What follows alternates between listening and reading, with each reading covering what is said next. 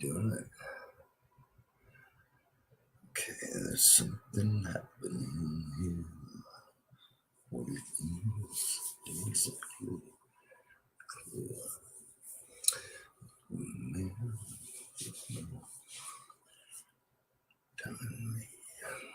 Hello, everybody. There we go. I've been waiting on my other camera to come on. It's not going to come on. So here's what we have. How you doing, everybody? What do you say, gang? Thank you all for watching. It is the American Doofus Show. Don't be a doofus. And it's Thursday night. That means we're live. That means you can pop on here if you so desire and leave a comment, or if you'd like to join the broadcast briefly and you got something you want to say that you don't have a platform for, let me know about it in the comments and we'll get you on. Before we go any further, I had outpatient surgery today. I had a chunk about that big cut out of my arm, and it's at the pathologist right now, being biopsied to make sure they got all the cancer this time. It's the 6th time in 5 years that there's been some sort of something cut out from that area. And if we don't have it all this time, then the next step's going to be, my glasses look so crooked on me for some reason, because of my nose.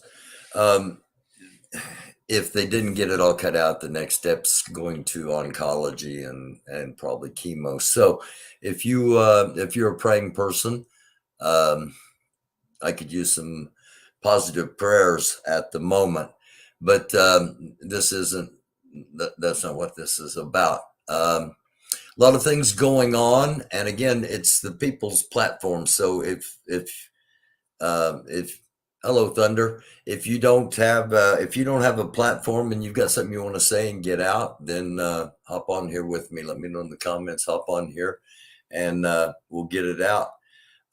In the meantime, hi Young City, what's up, my man? In the meantime, this I'm going to show.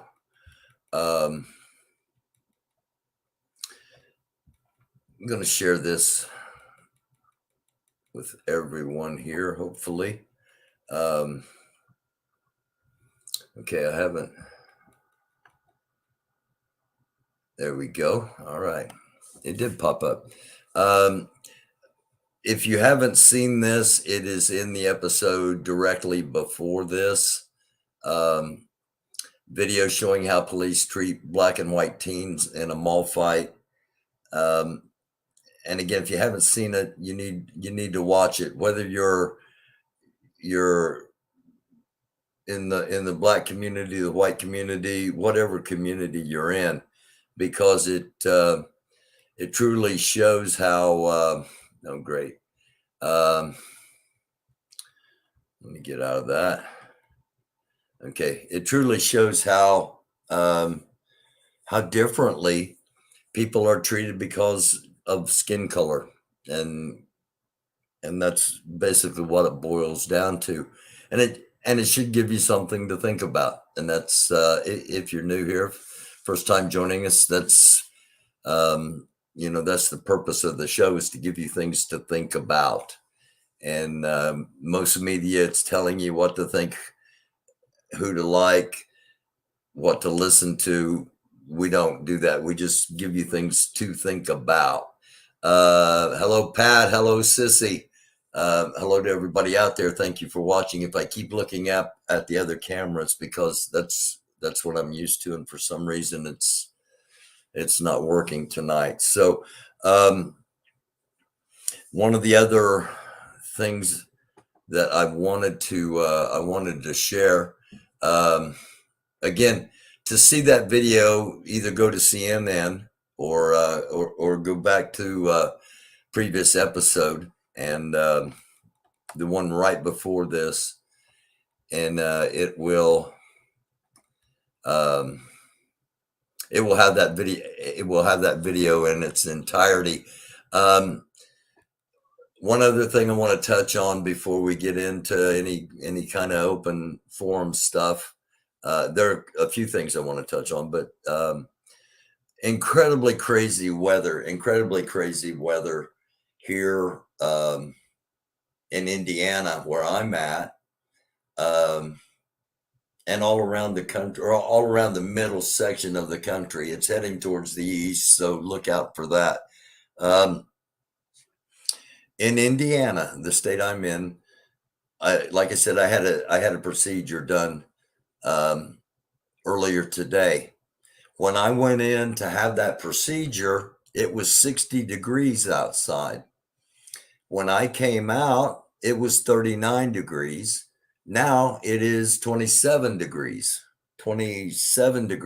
outside. Started out the day with torrential downpour of rain. There's probably a half an inch of snow on the ground outside right now. Crazy weather here in Indiana, and not only here, but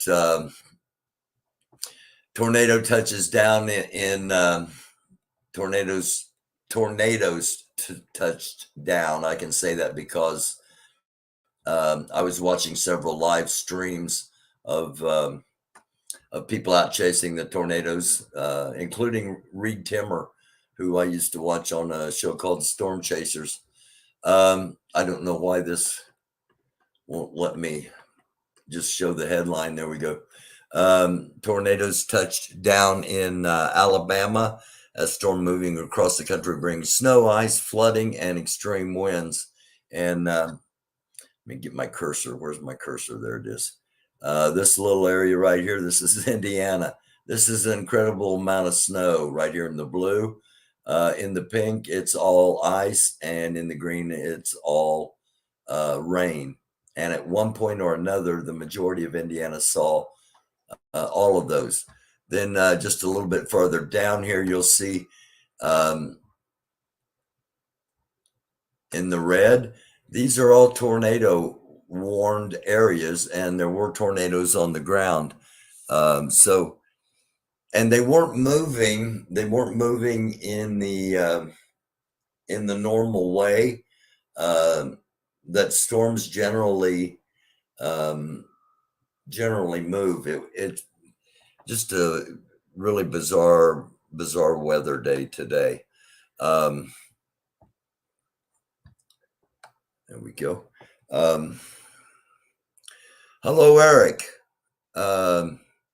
Sissy, you had tornadoes to the south of you. The tornadoes I was watching being chased were around Tuscaloosa, Alabama, Birmingham, Alabama, and Leeds, Alabama. So, but there were reports, as I said, there were reports of tornadoes in southern Indiana, and 100 miles north, an ice storm in Kokomo, Indiana, going on simultaneously. So, so some really wacky weather, and it is moving to the east. Those of you watching wherever you may be, be careful of that. Let's see.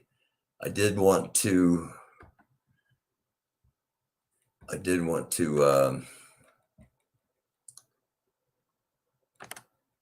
bring up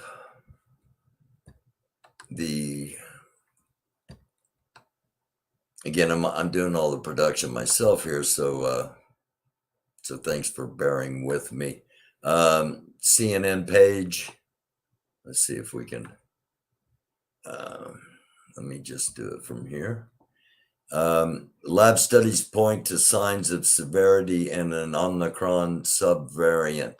We talked about this starting 2 years ago, that when they discovered this COVID thing, that it, that it, if it did as other similar SARS viruses, it would mutate, it would adapt, and and keep mutating and adapting until it didn't have any more hosts, or it was somehow destroyed.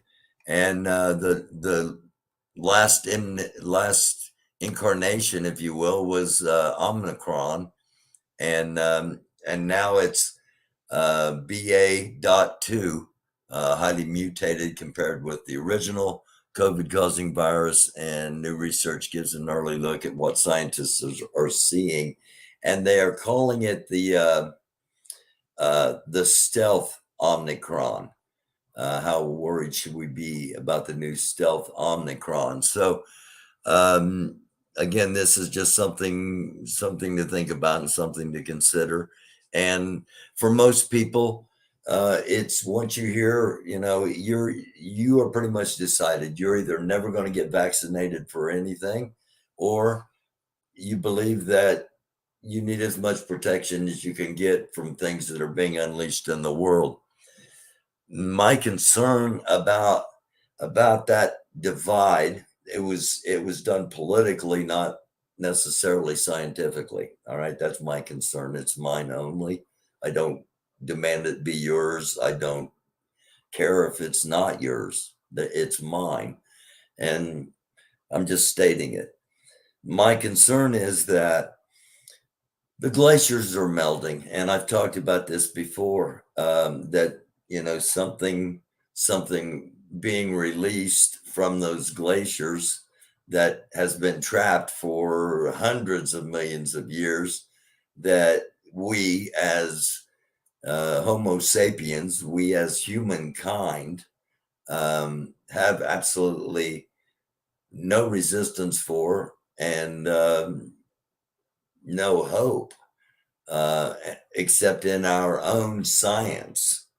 And if something is developed that could potentially save people's lives from such a scenario, a number of people would just refuse it based upon this particular political situation. And I find that really sad. Other things here on the CNN site. Trump and his children may be deposed by New York Attorney General. The Attorney General ruled. Now, this makes it sound like it may happen, and that's not. It's one of those headlines that's not exactly a true headline. It should say the judge ruled that they will be, not that they may, but that, because there wouldn't have been a ruling if they didn't request them to testify and they said, no, we're not going to testify. That's why the judge is making a ruling. So I want to point out one more thing here on CNN. Right above the Trump picture here, it says opinion. Mike Tyson has words of wisdom for Vladimir Putin. Now, I, of course, clicked on that because I wanted to hear what Mike Tyson said to the president of Russia, because that's what the headline tells me I'm going to hear. But when we check on that, when we do click on that, and it does indeed say Mike Tyson has some words of wisdom for Putin. Let me get this, see if we can get this ad to disappear. We can't. There's a video, and the video, there we go. And in the video, Mike Tyson's not in the video anywhere. And it has nothing to do with Mike Tyson talking to Vladimir Putin. So there's a story below the video, signs that a new war could start soon on European soil. If you watch this program, that has not been breaking news for the past 2 years. Um, more than anything, Russian state. Okay, and another paragraph of all the unknowns, and here we go. All right. In the geopolitical manifestation of the wisdom famously imparted by former heavyweight boxing champion Mike Tyson, everybody has a plan until they get punched in the mouth, quote, and end quote. So he not only wasn't he talking to Vladimir Putin, he wasn't talking to anybody. They just decided that's a good way to get people to click on it. They were right, but that's not what news is supposed to be. That's why what we do here, I think, is important. Okay, hold on a second. I'm not supposed to have that up yet. But that's the next topic I'm going to go to is Super Bowl halftime shows. If nobody has anything they want to talk about.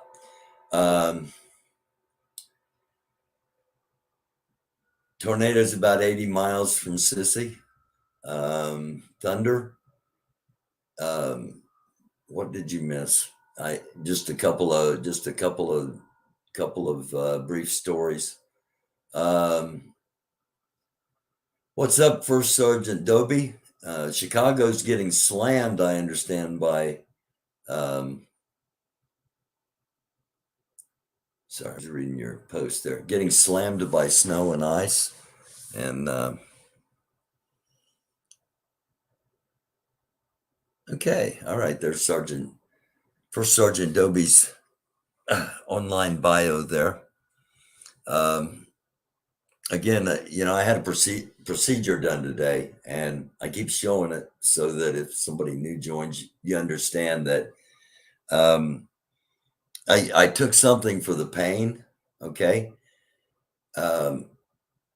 it's not helping my arm at all.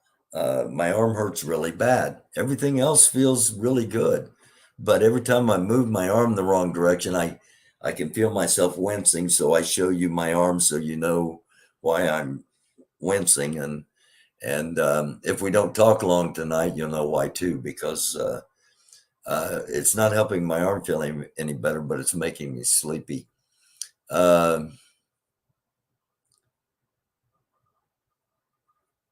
Yeah, stay safe up there, man. Chicago's about 2.5 hours north of where I'm at, and they were getting hammered up there with snow. Once again, hello to everybody watching. I keep looking up at the camera, like I normally do. So, and that's okay. Biden stated that if this does happen with Russia, we will feel it here in the U.S. What do you think he meant by this? I think he's trying to soften us up, Thunder. I think he's trying to get us prepared for whatever may happen. We will be impacted. We'll be impacted.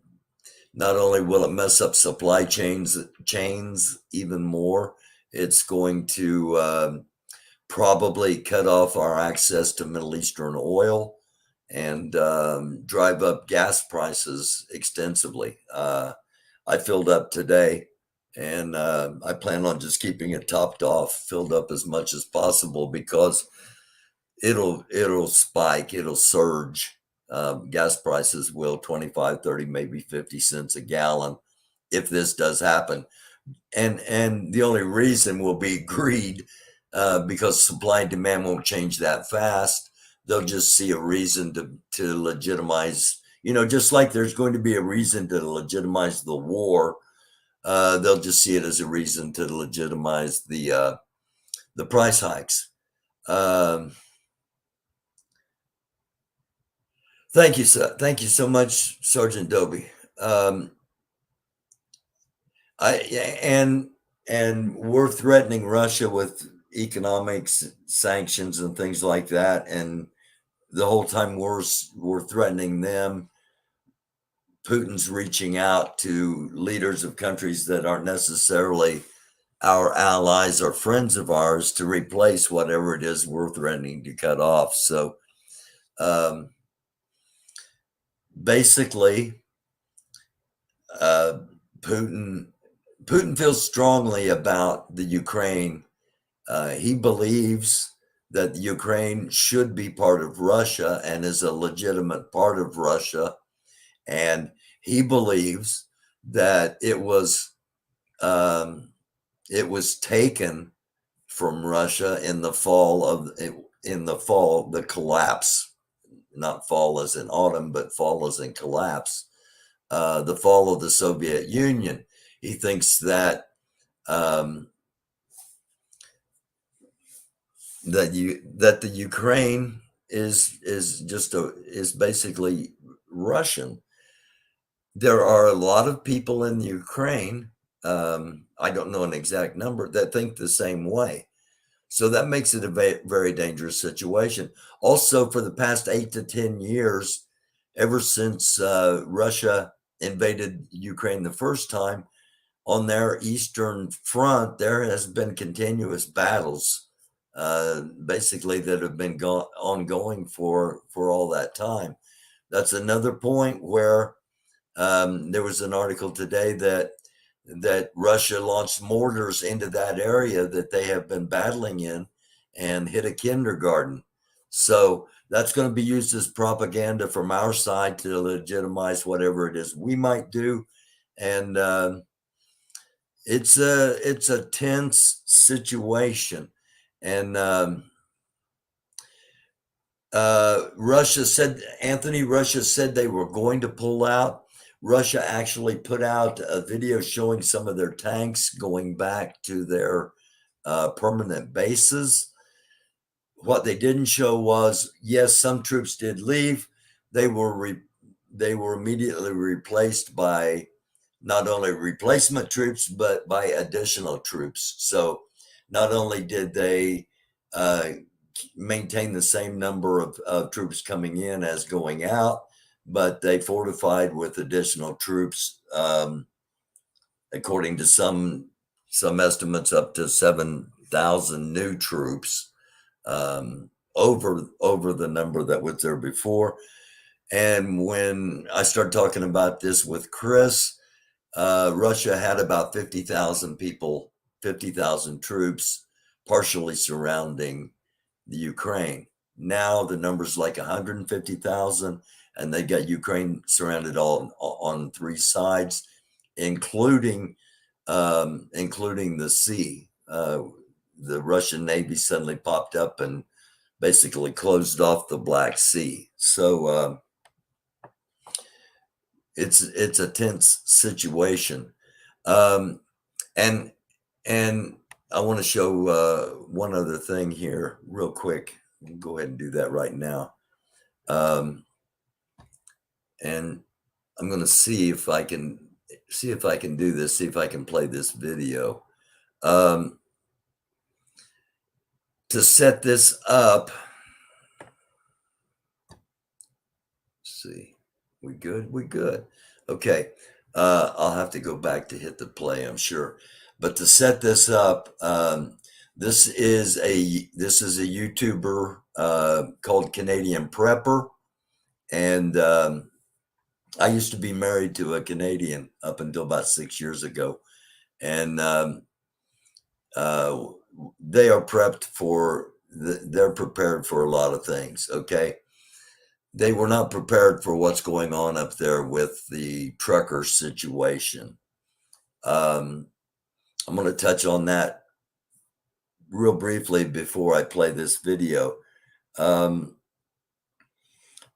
I said, a new variant is potentially coming out. Now, this is not about to wear a mask, not to wear a mask. Those are personal choices. What's going on in Canada is every time the truckers came from Canada into the United States, then went back into Canada, they had to prove they were vaccinated, or they had to be quarantined for 14 days. And a lot of people didn't want to get vaccinated. So that's what started all this. Now it has turned into a throw Trudeau out of office movement, because the provinces in Canada are reducing their restrictions and are lowering and removing a lot of the mandates, because the levels are going down. And as long as the levels stay down, everything will be all right. But we got this new variant coming out. We got so many people who aren't vaccinated, and it's, who knows what's going to happen again. People are getting tired of that, and that's a dangerous place. But that's where we're at, not only here in America, in Canada, who normally they don't get pissed off at anybody about anything, and if they do, they write you a sternly worded letter. They don't show up armed. Okay. And to give you an idea of what's really happening in Canada, put it in perspective, everything is centered around Ottawa, Canada. And Ottawa has basically been blocked off. The restaurants are all closed because you can't get downtown Ottawa. There are semis basically parked everywhere. You can go on YouTube and check it out. There's live streams showing you what's really going on the ground. The Canadian government has issued an emergency, enacted an emergency order that has never been enacted in the history of Canada, and it's a basically emergency act for the safety of the nation. Now, they've also gotten clearance through through the judicial system in Canada, through the legal system, that they can indeed forcibly remove truckers and their trucks from Ottawa, from border crossings, and basically forcefully in this protest. The concern, and I still have, I've still got some contacts with people in Canada. I'll just leave it at that. I've got some contact with people in Canada. The concern is what happened January 6th in Washington, D.C., with the riot, the insurrection, the attempted overthrow of the government, is going to happen in Ottawa. And their government is trying to decide, probably right now as we're speaking, when to move. And if we do move, what are the consequences of our moving? Does this turn into a major conflict? While the other side is saying, don't worry about the Emergency Act. We are here. We're not leaving. And we're not leaving until Trudeau is out of office.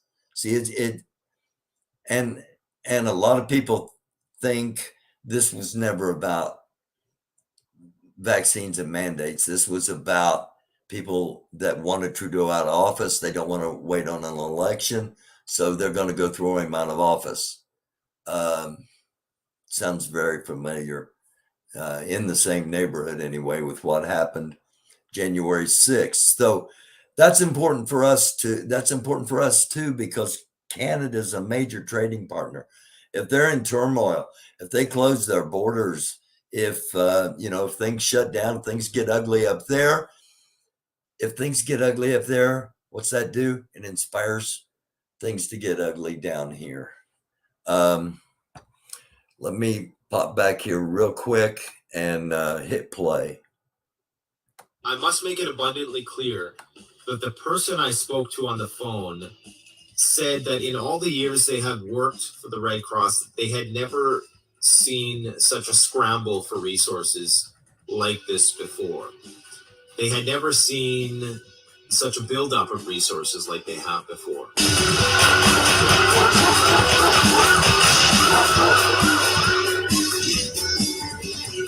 Hi folks, Canadian Prepper here. So I got some more breaking news for you today. The plot continues to thicken, guys. I got a phone call last night from somebody who works closely within the Red Cross, and they gave me some very very critical information that I need to share with you today. Now, I'm not going to provide a lot of details because I don't want them to be triangulated as a result of this, but I will say, and just to recap the video I did yesterday, we received a phone call yesterday from people within the Red Cross requesting that we send all of our meals ready to eat. Those are like military rations that we sell at our online store to them as quickly as possible. They needed them to be in Ottawa by 12 today.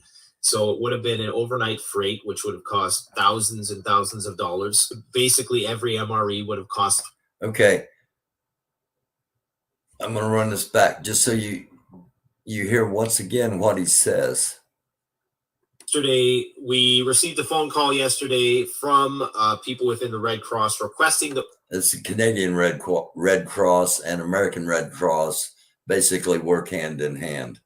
So just as a point of reference, so you know, there's no major difference between the two Red Crosses.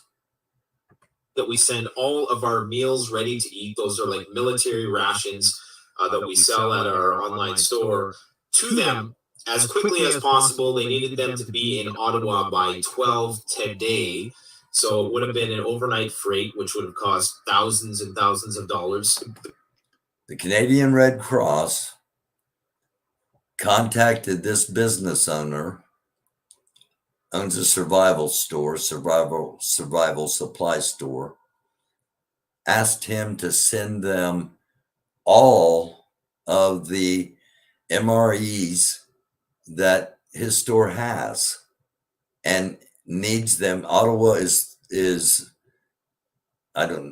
enough distance away. He said it was going to cost 2 or 3 times for the freight to get it there overnight. They're trying to accumulate, they're trying to stockpile meals ready to eat, MREs.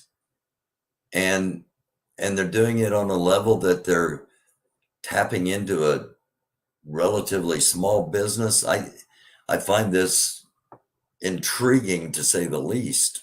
Basically, every MRE would have cost twice the amount if we wanted to get it there that fast. And of course, for reasons I'm not going to get into, we haven't gone through with that deal. They needed this by today for some reason, and they wouldn't provide any insight as to what they needed it for. We presumed initially that it might be for the trucker convoy. They insisted that it was not for that purpose. They felt the need to insist that it wasn't for that. Perhaps they thought that we would be against the idea of sending the truckers food, which of course we wouldn't be, especially if it was the Red Cross who was distributing it, because the Red Cross is an apolitical organization, or at least in theory. They're not supposed to take sides in any conflict. They are not supposed to distribute provisions to the police or to any military. However, they can serve first responders. Now, that's just to the best of my knowledge. I'm not an expert in Red Cross and NGOs and how that all works, but okay. I'm going to play that one more time again, too. The need to insist that it wasn't for that. Perhaps they thought that we would be against the idea of sending the truckers food, which of course we wouldn't be, especially if it was the Red Cross who was distributing it, because the Red Cross is an apolitical organization, or at least in theory. They're not supposed to take sides in any conflict. They are not supposed to distribute provisions to the police or to any military. However, they can serve first responders. Now, that's just to the best of my knowledge. I didn't know that. I didn't know the Red Cross couldn't help the police or couldn't help military. An expert in Red Cross and NGOs and how that all works, but apparently that's how it works, according to this insider who I spoke to. Now, the plot thickens because this individual contacted me by email, and I gave him a call, and we talked on the phone for a good 45 minutes or so. And the anxiety within their voice spoke volumes about what could potentially be going on in Ottawa right now.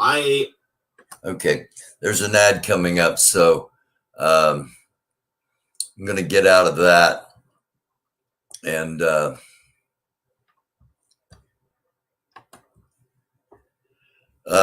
go watch Canadian Prepper if you want to see the rest of that. Basically, it's a question of what's going on. Are they do they need these meals ready to eat for potential political prisoners if they do start arresting the truckers? Is something else? Are they preparing for something else? Are they prepared? Do they know something we don't? Well, of course, probably so. Are they preparing for something big from Russia, Ukraine, something else? Meteor, earthquakes, who knows? It's odd. As odd as he found it, as a business owner, as someone that's basically been doing this kind of thing for a while. It's really odd. I showed CNN's page a bit ago, and I want to show just to compare and contrast. I want to pull up MSNBC and their page. Again, the top story on CNN was the potential new variant, and the top story and the Trump story was titled questionably. MSNBC lays it out there. Trump, Ivanka, and Don Jr. must testify in the New York Attorney General probe, judge says. And this page is Trump, Trump, Trump, Trump, Hillary Clinton, Trump, frightening similarity between World War II and recent developments. We talked about that. We had Mike, Mike Sullinger, not video game, but the game designer who had designed several scenarios for wars, primarily a civil war here in the United States and how that could happen. But we've been talking about the possibility of something triggering a world conflict for a long time, because resources are running out. And that's the prime reason for war, is resources, either protecting your own resources or trying to get somebody else's, when it all comes down to it. And that's what we'll probably find out is happening. My prediction, since I don't know how many's watching, I'm not on the StreamYard page at the moment, but however many of you are watching, you can laugh at this in the future, hopefully, but my prediction's rather dire. Chris and I talked about this 3 weeks, a month ago, 2 weeks. I don't know how long it's been. China and Russia getting together and deciding it's time that, America's not the biggest kid on the block. And could they do that? That's for another episode. But I think that's potentially what's coming. And if the world's dark now, something like that happens, it's really dark. So let's round things out.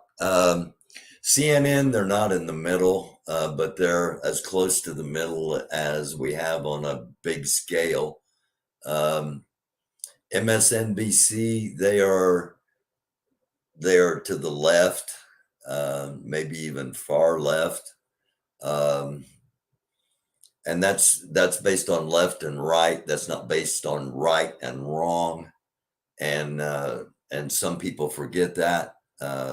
We're going to go to the right. We're going to go not to the far extreme right where the whack jobs are, just to where the whack jobs begin, with Fox News. And let's see how they present the news. It's not Trump, Trump, Trump, Trump, Trump. It is promoting a freedom convoy in hopes that it will clog up Washington, D.C., just as the Canadian convoy has clogged up Ottawa. Why would they be doing such a thing? For the good of America? Kind of wish I hadn't gone to this page. I'm gonna have to like shower and sanitize and disinfect and all kinds of stuff. That's a joke, kind of.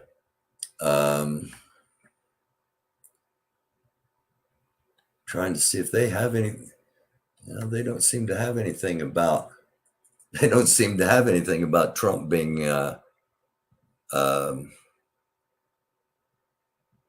They do have in little tiny print over here. Biden is right about Putin's plans for the Ukraine, so they are doing a little CYA. But the point of all this is, if you only look one way, you only see one thing. And there are too many people that are only looking one way. Too many people that just watch Fox and Fox alone.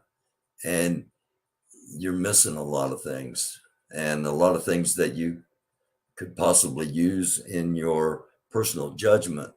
But that doesn't apply if you're one of the people that have to be told what to think, how to think, what to watch, who to vote for, who to care about, and who to hate.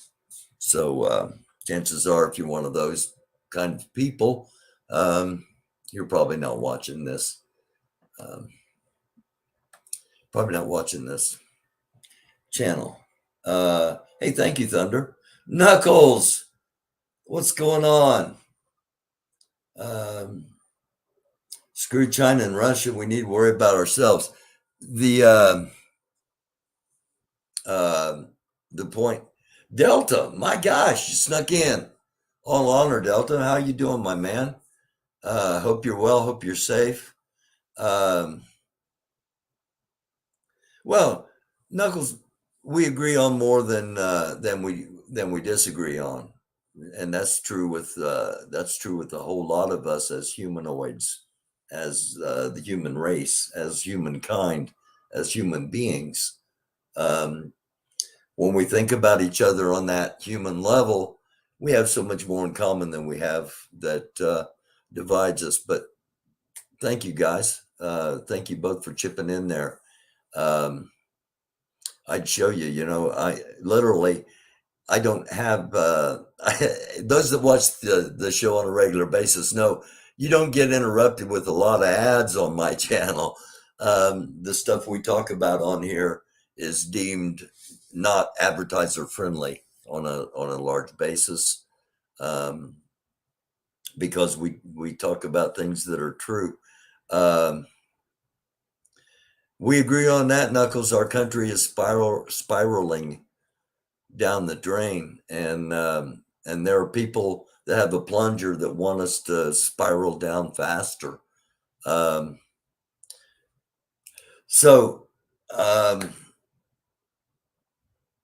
What's going on, everybody? What do you want to talk about? Anything you want to talk about? Anybody want to come on? Anybody want to jump on and talk about? If not, I've got a topic that's that's as divisive as anything else, and it really shouldn't be. Yeah, food is hard to get. Food's getting hard to get, and I think that's just going to increase in severity. Just because if everything does fall like it potentially could, if Russia does something, and what I think is going to happen is Russia is going to invade the Ukraine and nothing is going to happen. And then it becomes Biden's weak. The United States is weak. We shouldn't have stopped. And Biden will be goaded into doing something. And China will see what's going on, and China and Russia have an agreement that they're not going to do anything if one of them does something. When Russia takes the Ukraine, China's not going to respond. When China takes Taiwan, Russia's not going to respond. The United States is committed to respond to both of those. If that situation arises and we are drug into a two-front conflict, we're going to be impacted with cyber attacks that bring down the electrical grid, not just screws with big business bank accounts. And the big businesses with the big bank accounts are going to be much more concerned with protecting their bank account than they are with protecting our electrical access or access to the internet. You know, I'm just on here talking truth. I'm just on here talking what can potentially happen and why it's so important that we as humans start looking at ourselves as humans. Because if crap does hit the fan, no matter how it comes, if it's self-inflicted, if it's an act of God, if it's an act of science, by an act of God, I mean literal act of God, act of science, we know that the poles could potentially shift because of the way we understand magnetism and electricity and the way we understand the molten center, the core of our universe or the core of our planet. And if that happens, which I think is probably happening and why we're getting so much melt, we're getting so much volcanic and earthquake activity, is because the shift has been going on for a while. It's just going to be a gradual shift, to whereas there are those that think it's going to be a complete reversal, to where places that are frozen are suddenly going to melt, and places that have been hot are suddenly going to freeze. If that happens, we as humans are going to need each other. You know, there's not going to be a whole lot of they. It's the whole thing's going to be we. Now there are going to be those that are selfish, those that are whatever, that think they can do it on their own, and God bless their pea-picking hearts. But if push comes to shove for humanity's benefit, we need to be human. And a lot of things we do are inhumane. A lot of things we do are hateful. A lot of things we do are just based on feelings, not facts. Yeah, it does, Knuckles. Yeah, it does. I almost did at one time I was going to do the book of Revelation. I was just going to read and basically, because those that don't know, I've done a lot of different things in my life, and I've been blessed to have the skills and talents and doors open to allow me to do those things. And I preached the gospel of Jesus Christ in the United Methodist Church for almost 20 years, and far from ashamed of it. So yeah, I was gonna do a series on the book of Revelation, and then I was told, that'll turn people off. People aren't going to watch that. Don't do it. And you can't, in my opinion, you can't do Revelation. You got to do Revelation from start to finish. And it'd probably take me about 12 hours to do it, but very deep, very symbolic. Yeah. And a lot of things in it that that people think, well, this, there's no way this is going to happen, where things can happen. And I'm one of those people. I believe in both science and I believe in both faith, because not all science can be proven, and faith can't be disproven. So two things can be true at the same time. Anything else? Anything? Knuckles, it's odd you say that. when I went to have my there it is. When I went to have my cancer cut out, hopefully is what happened. Again for the sixth time in 5 years. I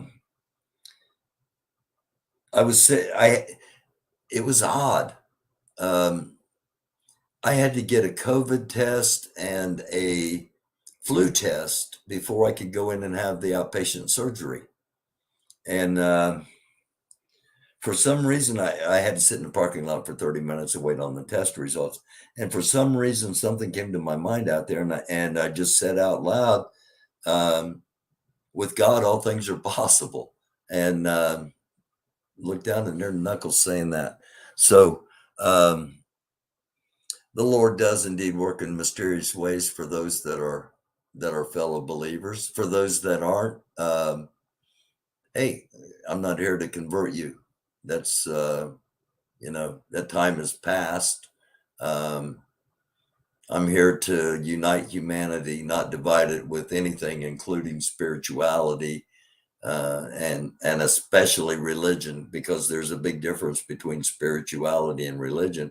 And religion is some of the most divisive ideology on earth. Spirituality, no, it's a different thing. The city of Houston is 3 or 4 homicides behind Chicago. Wow.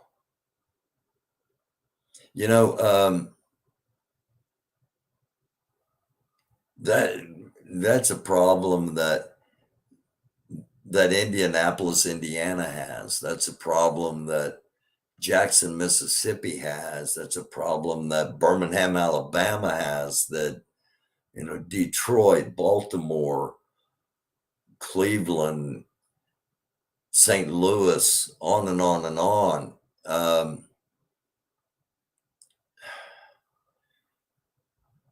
I don't have the answers for it, but whatever's been attempted up to this point doesn't seem to be working. And doing the same things over and over again is the definition of insanity. So I don't know. I do want to run through this real quick because we've been doing some heavy stuff here tonight. And I had some emails about Moorish World TV. Okay. And I said this last night, and I was going to say it for tonight. I'm going to say it again tonight in case people missed it last night. I got one email and it said, "Did you see Moorish World TV?" And I hadn't seen it. Second email saying, "Hey, you need to watch Moorish World TV." When I get the third email saying, "Watch Moorish World TV," I went and watched it. And again, OC the Great's back, and welcome back, OC the Great. OC is a voice that I think has been missing since he's been gone. He hadn't been gone that long, but I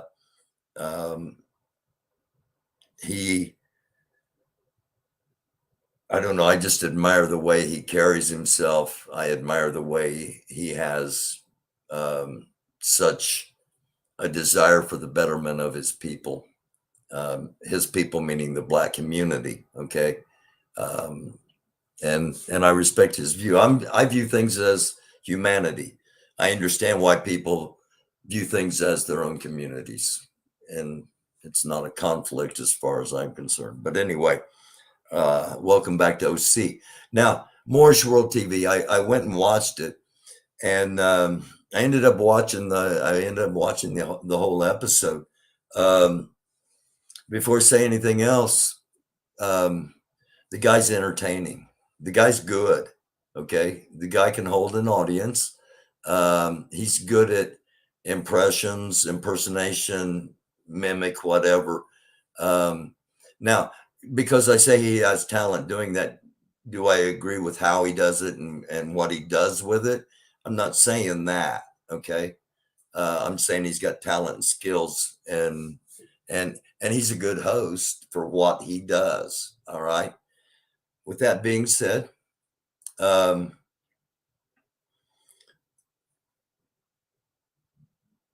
said last night, I said it before and before and before. I'm not going to talk about Grandmaster Jay and the NFAC. I'm not going to show past videos, past speeches. I'm not going to talk about it. People ask, where's Grandmaster Jay? Why isn't he, doing?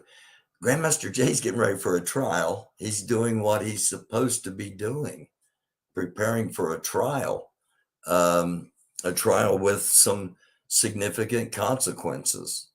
Do I hear from the NFAC? No, I don't. Have I heard from Watchdog? No, I haven't heard from Watchdog. I haven't heard from anybody. I'm not basing anything on that. I'm just basing it on a little common sense. Hello, you got a significant trial coming up that should and would be the focus of most people. I don't understand why Moorish World TV thinks that it is their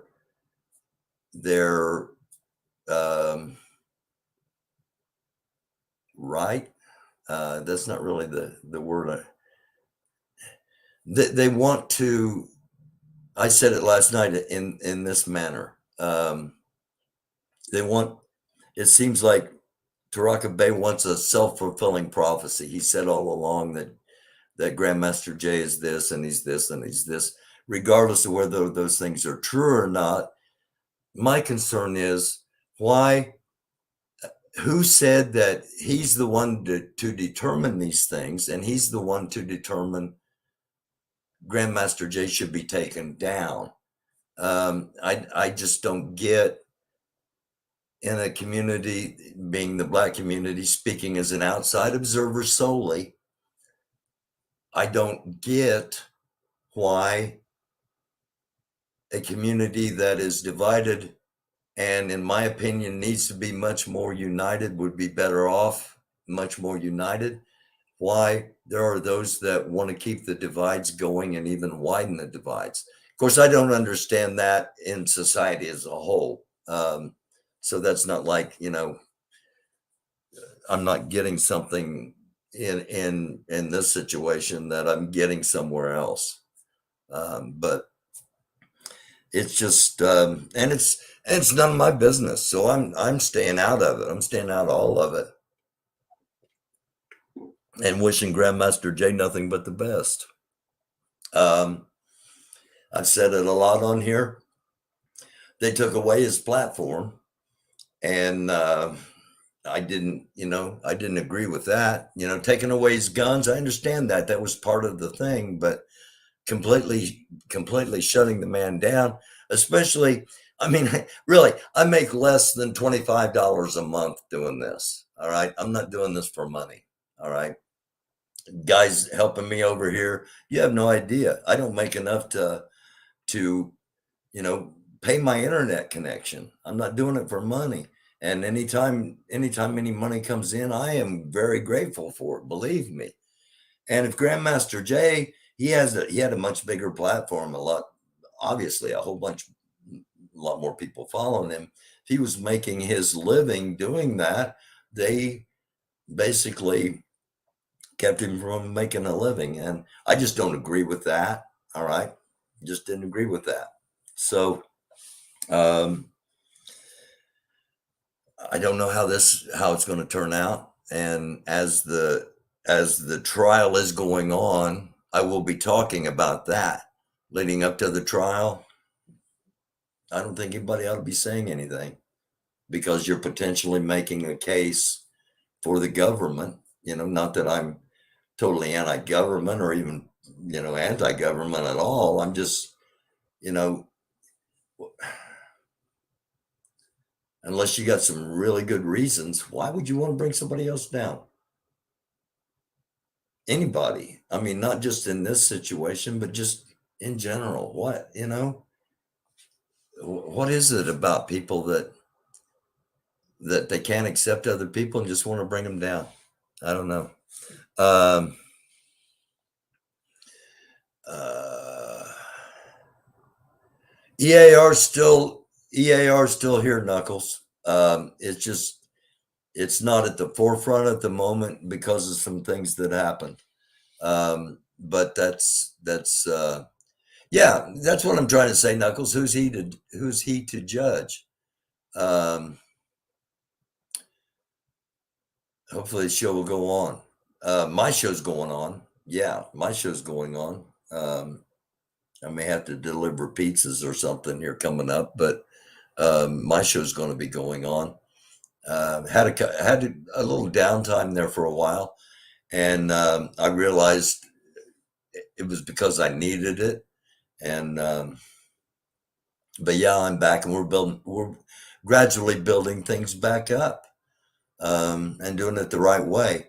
And when you come on and you want to talk about the truth, and when you come on and you want to understand other people and talk with other people, that's not necessarily the most popular thing. Okay, so I'm honored with the audience that we have on here, and thankful to be doing this. Yeah, money's got a lot to do with it, James. Pi 180. Hello, first of all. Hello, James. Hello, Anthony. Hello to anybody I might have missed. Other groups will not march with blacks for reparations because they don't feel it is deserved. That's why I can't take them seriously about unity. It's all lies. They're full of it. I can appreciate that, and I can accept that, and that's a valid reason for that's a valid reason to feel the way you do, Pi. Damn reparations, I wouldn't expect it. Nation needs to just move in force. Life is a letdown. Life gets everyone down at some point. Oh man, my uncle blew his brains out back in August. Yeah, wow. I'm so sorry to hear that. So sorry to hear that, Knuckles. Had yeah, I'm not going to get into it at the moment, but yeah, I've lost some family members. Lost some people close to me here in the past 6 weeks, and it jolts you a little bit, especially with a pandemic and you can't go and be close. And this was at the height of the Omicron thing, and you can't go and you can't be close to people that you feel sympathy for and empathy with. Same here, man. Oh my gosh. An odd story. I said a lot. Yeah, I've said I've done a lot of things, and a lot of times I've done 2 or 3 jobs at the same time. Right out of college, I taught high school. I taught government economics, psychology, and sociology. And the reason I bring that up is Thunder brought up the movie Red Dawn, and this was the original Red Dawn with Patrick Swayze, and I showed it. Long story short, I showed it in my government classes to the seniors that were about to graduate, and the lesson I wanted them to get was not take our freedom for granted. And I got in trouble for showing it. I got in trouble for anything and everything I've done. It seems like it's just part of it. But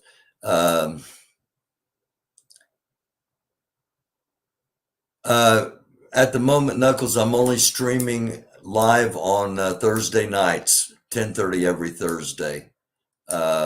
Is the only time I'm actually streaming, unless something breaks. and everything else is pretty much recorded. Basically, for those that haven't watched for a while, or those that are new, normally on Mondays I do and in case you missed it, with stories from Friday, Saturday, and Sunday, and then I'll have an episode Tuesday with some stories, and then Wednesday, if we're having a guest, the guests are generally on Wednesday night. Then Thursday we do this People's Platform and just talk about things for a while, and then Friday, Saturday, and Sunday, I generally do family stuff and other things. I've got a book out. My third novel's out, and it's the first of a series. Okay. And the link to go and look at that should be in the descriptions below. There's T-Rex. T-Rex, what's going on? You got on here just as I'm getting ready to close out. I've been on here for an hour and 5 minutes already. What haven't I done? I've done surgery, believe it or not. I removed a projectile that somebody had shot into the palm of their hand. So I've done that. I've been a teacher. I've been a preacher. I've been in politics. I'm an author. I've been on radio. I've done TV commercials. I'm an extra in a few movies. I've been blessed to do a lot of things. I'm not going to tell you that story, but yeah, I've been blessed to do a lot of things. Yeah, it's kind of weird, sissy. It's like almost like the old days. If Carpe was here, and Southern Granny, and a few more, yeah. So I do want to run this. I want to run this down real fast while let me get it set to do this before I close out, while I have it pulled up.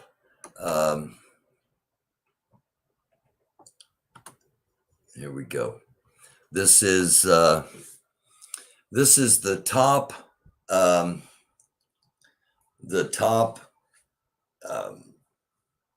to bottom as far as the best halftime shows in the history of the Super Bowl to the worst halftime shows in the history of the Super Bowl. A little context here. My phone just went out. A little context here. I watched Super Bowl halftime just as hundreds of millions of people did, and the perspective of a white guy that likes music, good music, regardless of who does it, where it comes from. I thought it was a great show. A couple of things, but I mean, a couple of things like missed notes, and you know, I was either not aware or didn't observe it as a political statement, and that includes when Marshall knelt. I didn't think it was. I honestly didn't associate it with Colin Kaepernick. I really didn't. Get these out. I didn't associate it with Colin Kaepernick. I thought it was I thought it was to take your eye from his song to Grace sitting down at the piano to begin the next scene, if you will, the transition. That's what I thought it was. I thought it was a stage transition. And then, oh my gosh, everything, my phone blew up, messages about, what do you think of this? What do you think of this? What do you think of this? And the one thing I saw that I thought, oh my gosh, that's liable to draw some attention, was the very last I think it was the last song, um, that it seemed like there was a group that seemed like they were dressed in quote unquote jail gear. And I thought, oh my gosh, that's liable to create some controversy. And I don't think anybody even mentioned it. So that that gives you my perspective on this.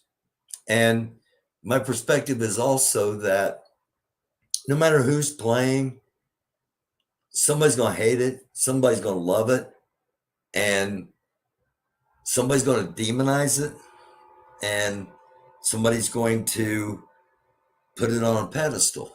And that's what we do. That's what we do in America. I saw an article today written on the Monday after Ed Sullivan had the Beatles on his show. Now, those of you a certain age, I just realized saying that how old that makes me feel, because a lot of people don't know who the Beatles are or who Ed Sullivan was. So that reference is probably incredibly dated. But it was an article about if that Ed Sullivan should be taken off the air if he can't find a better way of filling two segments of the show than with four very untalented people that all look like they are Mo from the Three Stooges, was the line the guy used, which decent line. But anyway, so I wanted to do this kind of a lighthearted, fun way of closing the show out, since we've done so many serious things. And I thought, okay, the worst act is going to be who? And number 34, they've got the Black Eyed Peas as the worst show in 2011, as the worst show. I'm not on the StreamYard page, so I'm not seeing your comments or anything at the moment. If you're, responding and giving your opinions on all this stuff, it's not that I'm ignoring you. I'm just, I'm on this page. I can't be both places at the same time. Maybe I could, but technology and producing it myself, I can't. So anyway, I find that hard to believe. I thought the Black Eyed Peas put on a pretty good show back in 2011, personally. And the reason there are only 34, they say the Black Eyed Peas are the worst of all time. And that's counting everything from 1967 to 1989. Basically, they're saying everything from 1967 to 1989 was irrelevant. It was all fluff. It wasn't anything Rolling Stone could get behind or condone or even consider writing about individually to make up a list of 56. We're just going to combine all these because we don't want to take the time to deal with the absurdity of some of the things that were shown from that time. And we're going to put the Black Eyed Peas below that. I don't know. Anyway, it's their opinion. We're just here to tear it apart. Number 32, the New Kids on the Block back in 1991. Depends who you are, whether this was good or not. My daughters thought this was the absolute greatest show in the world. 31, Phil Collins, Christina Aguilera, Enrique Iglesias, and Tony Braxton. I'll go ahead and give you a little hint. I've done a lot of things. I spent 3 months studying for and preparing to be to lead a security detail when the Super Bowl was in Indianapolis. So I've got that on the resume as well, and I'll touch on that coming up here. Gloria Estefan and Olympic figure skaters in 1992. I don't remember this one. I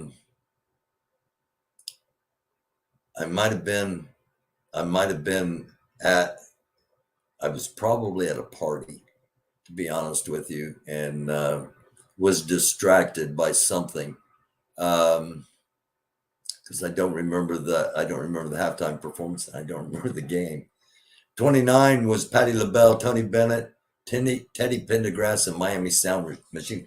I do remember this, and I remember thinking they're trying to please everybody by having, I mean, this is a pretty diverse list. Patti LaBelle, um, Tony Bennett, Teddy Pendergrass, and Miami Sound Machine. There, that's a whole lot of different styles. And in trying to please everyone, they didn't, in my opinion, they didn't please anybody. It was real convoluted and it just, I don't know.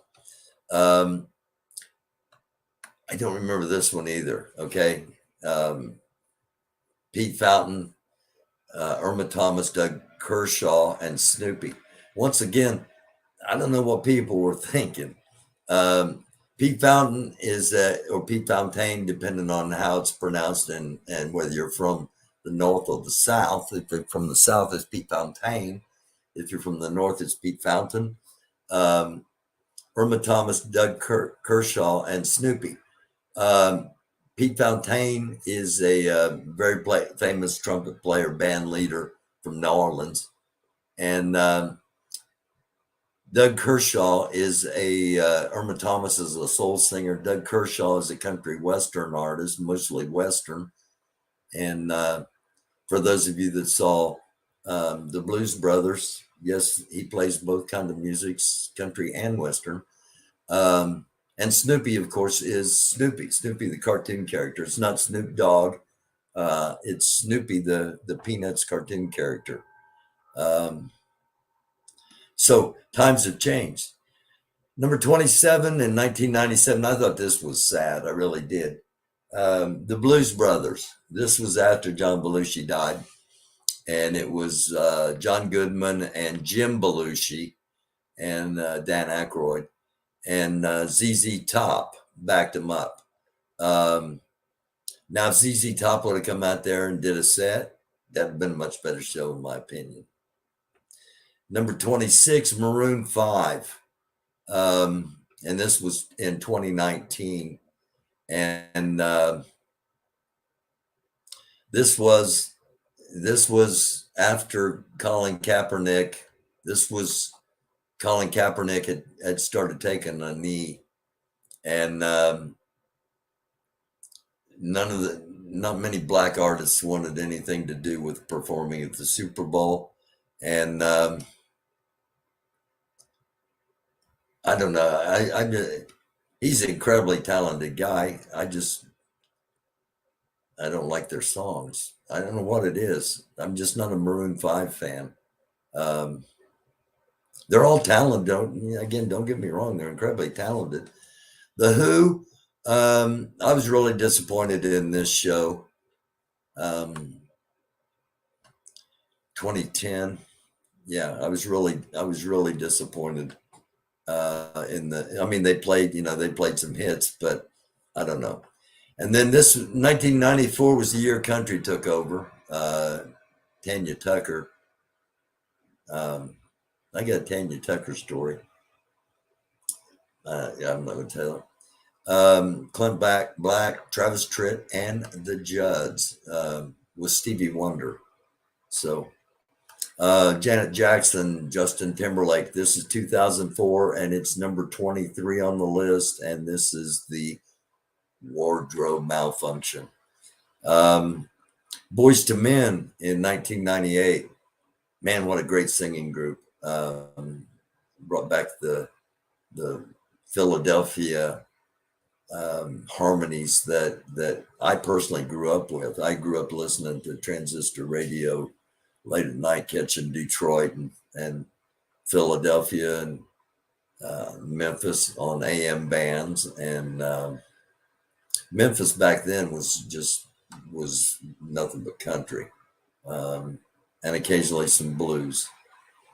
21 was Justin Timberlake in 2018, where I thought he put on a decent show.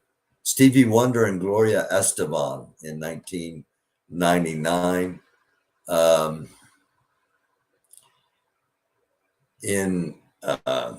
Coming in at 19 in 2003.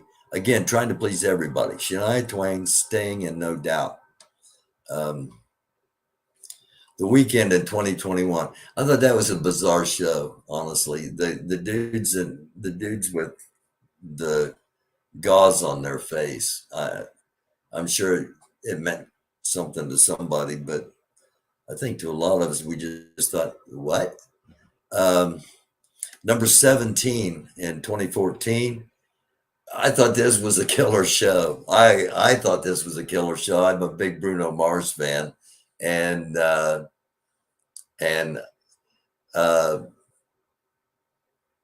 not a huge Chili Peppers fan, but I thought they, as far as trying to mesh oil and water, they did it. These two did it about as good as you're ever going to do it, taking two completely different things and putting them together and making it not flawless, not seamless, not silky smooth, but making it work for 15 minutes at a halftime show. Again, that was back in 2014. I'm a Diana Ross. I'm not a fan. I'm a Diana Ross. I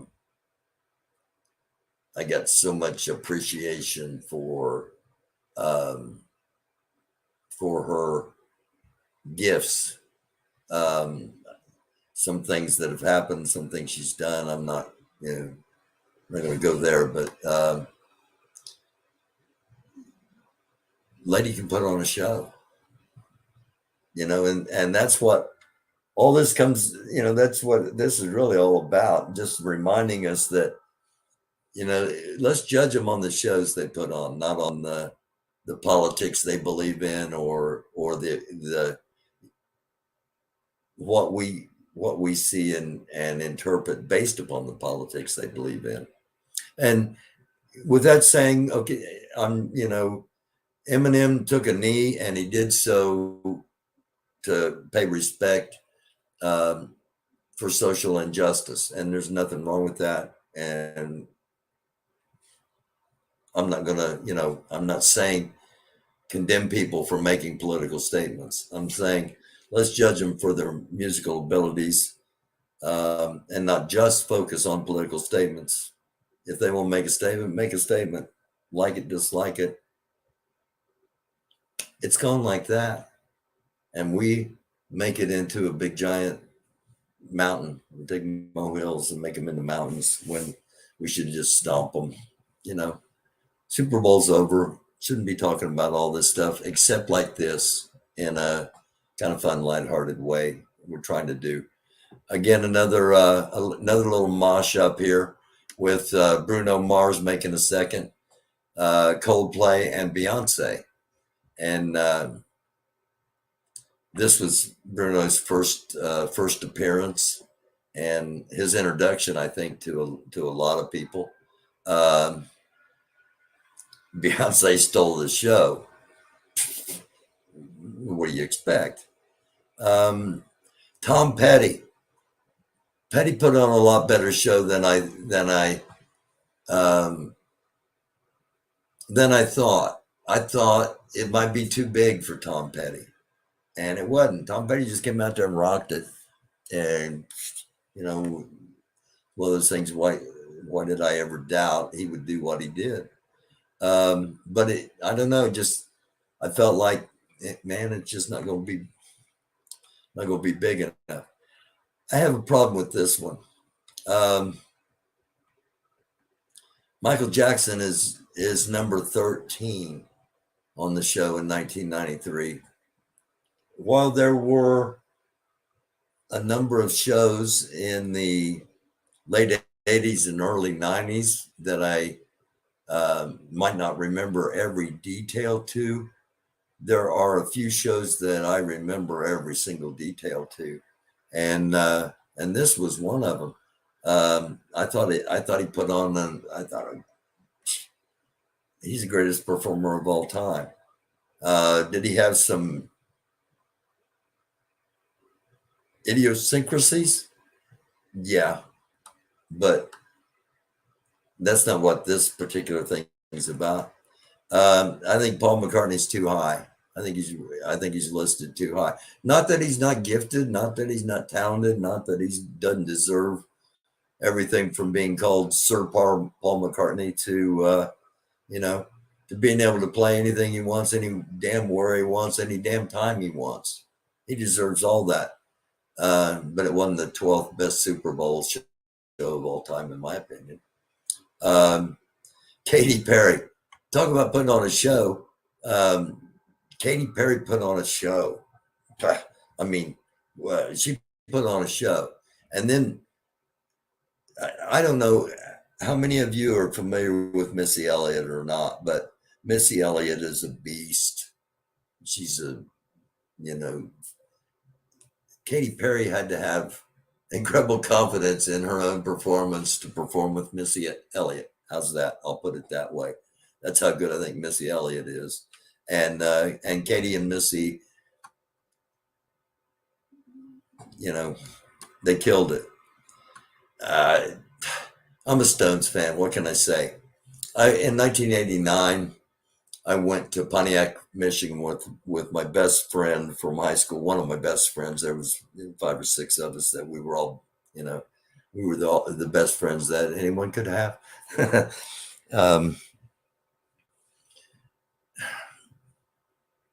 One of my best friends and I went to Pontiac, Michigan, which is about a 10-hour drive, just outside of Detroit, and the Pontiac Silverdome. And it was 1989, and we went to 89 or 86, and we went to see the Rolling Stones in their farewell tour.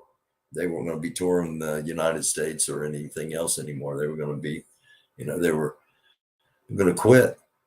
And I've seen them 7 times since then. So I saw their farewell tour, and I've seen the 7 tours since their farewell tour. And they put on a Stones show, in when was it? 2006.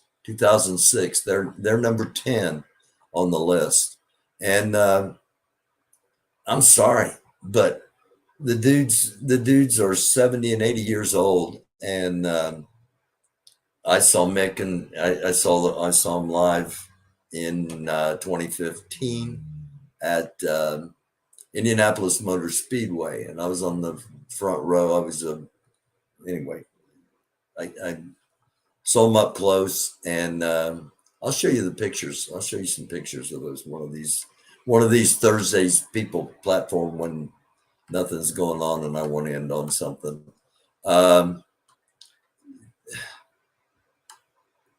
Gaga's show, Gaga's voice. Gaga's got an incredible, gifted voice. She's been blessed with a voice. The show, I don't know. But this is the show I worked. And this is me right here with the no. I worked security at the Super Bowl in Indianapolis in 2012, and Madonna was the halftime entertainment, and I was security for her for about 3 hours when she first arrived. I led her to her opening press conference in the basement of the JW Marriott, I'm sorry, in Indianapolis, and then back to her car, and we led her in the vehicle she was being chauffeured in over to Lucas Oil Stadium for her first look at the stadium, and then I was back over there at the stadium for the rehearsal. I didn't see her perform live. I wasn't her personal bodyguard, nothing like that. But, and again, this was 2012. So this was 10 years ago, but, so 10 years ago, she'd have been 53 or 54 and, looked good in person, up close, looked good, not just far away, looked good. And if you're a Madonna fan, you like the show, because she was Madonna. Wasn't my favorite. I don't think it's a top 10 show personally. Bruce Springsteen and the E Street Band. Again, if you're a Bruce fan, you thought it was great. If you're not a Bruce fan, and it's just like all of them. There are going to be people that love them and people that hate them. Shakira and Jennifer Lopez come in at number 6 back in 2020. This was the show in Miami, and featured a lot of Latin music. It's from Miami. They should be, and I'm not sure why this isn't showing up, but that should have J Lo and Shakira on it. But so we'll have down the number 5 show back in 2001. Aerosmith, Britney Spears, NSYNC, Nelly, and Mary J. Blige. Again, my personal opinion, this one's a little too high. Individually, I'm not a big Britney Spears fan. Sorry, but I did individually. They did okay, but I sure wouldn't put it in the top 5. I wouldn't put it in the top 20 personally. But that's just, Nelly probably stole the show. This is number 4. What happened this past Sunday? Dr. Dre, Snoop, Eminem, Mary J. Blige, 50 Cent showed up, and Kendrick Lamar. And I'm just going to read this real quick. It's official. California really does know how to party. For the first time, hip hop took center stage at the Super Bowl. That was one of the things the first message I got, I believe, was they'll never have hip hop associated with the NFL again after what Eminem just did. And I was like, what did I miss? What did Eminem do? Where was I? Okay, basically it's just giving a review here. Old school West Coast rap history lesson. Snoop joined Dr. Dre for California Love. Mary J. Blige, the queen of hip hop, denounced Hater Nation and Holler Nation in Family Affair. Kendrick, who really needs an entire halftime spot to himself, did all right. The highlight was Eminem taking a knee at the end of Lose Yourself. See, I didn't think that was the highlight. Anderson .Paak did a really superb job on drums, I thought. But I didn't think that was the highlight. I didn't think it was the focus. But that's what everybody will remember from this halftime performance was Marshall Mathers taking a knee as Eminem. Beyonce, when she did, yeah. I'm sorry.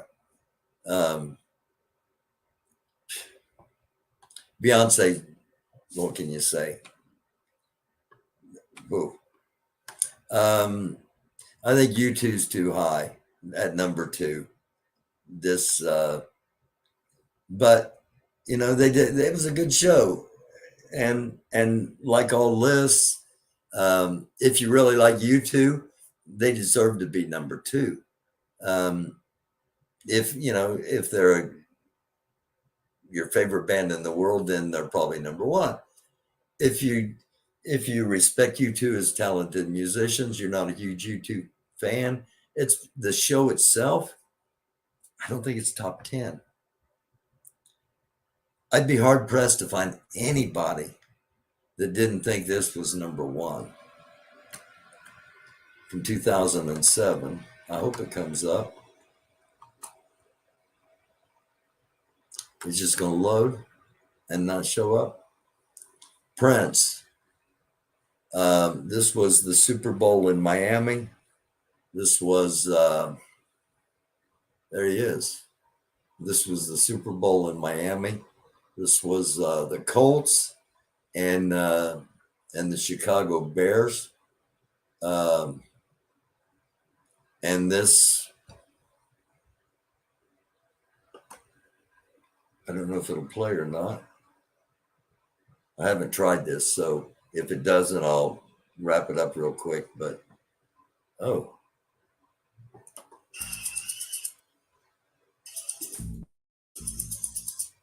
the morning of the game, I opened the curtains in my hotel room and I was like, oh my God, it was like a scene from Moby Dick. Okay. I thought I was going to show some of the halftime performance, but this is a good little documentary thing to watch, but I'm not going to get hit with a copyright for playing NFL material. If you haven't seen the Prince halftime show, go watch it. My history. I was in Los Angeles, California, and I had an opportunity to go backstage and see this group that was playing, and I was an asshole, is what I was, arrogant, and thought, I don't want to go see that. And it was Prince, and that's the attitude I had before everything started. And about 2 hours and 20 minutes later, I was convinced I'd seen the best all-around performer I was ever going to see in my life. The best dancer, the best singer, the best musician, the best composer, the best front man. The way he interacted with the crowd in a small venue like that. I wept. I wept when I found out Prince died. And I've never done that with any other musician other than close personal friends. So that's what kind of respect I got for that man. Let me hop back over here real quick into the chat before I say goodnight. I end up here. I'm almost on for an hour and a half. You guys been chatting amongst yourselves. That's cool. All right, I'll go back and check up on it. Thank you all. Hey, some of you stuck around and watched all the way to the end. Man, I love that. You have no idea. I appreciate it. If you are, if you're so inclined, please come back next Thursday night. We'll start at 10:30 and do a similar thing here. Just on here talking. Peace, Anthony. Thank you all for watching. I love you all. Nothing but peace. Shalom, salam, namaste. Blessings upon each and every one of you. And I love you all. Thank you all for watching. Closing it out. It's the American Doofus Show. Don't be a doofus. If I'm not on before, I'll be back on Monday with, in case you missed it, just stories that happened over the weekend that need some more attention. Again, thank you so much. Consider sharing, at least share the word that we're on here doing this still.